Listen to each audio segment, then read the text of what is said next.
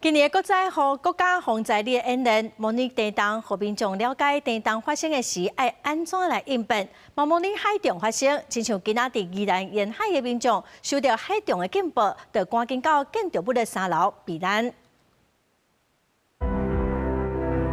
2023年土耳其发生规模7.8地震，台湾第一时间派所有队协助救难。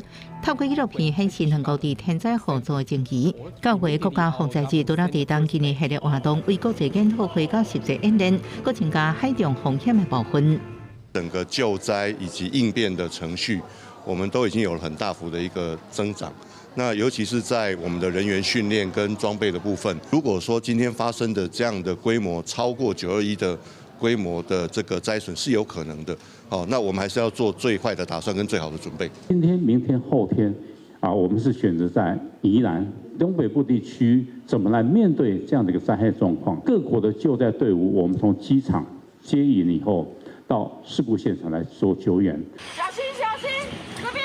收到警报了后，学生甲附近村民到建筑物3楼避难。17开始3天的地震甲海中无期演练。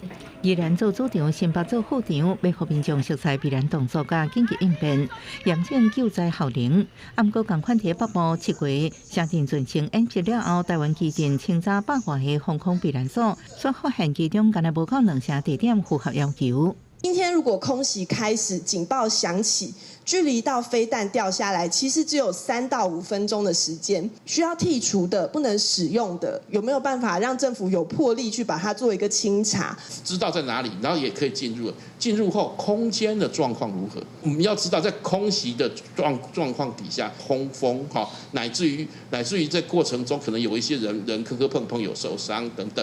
专家质疑目前3大缺失包含地图标示不清楚、标志垃圾破损、甲人口管控不好。台湾基进发声希望透过清查计划，号召民众来到3港避难所健康检查，及时更新场所现况，也应提高防卫意识。记者综合报道。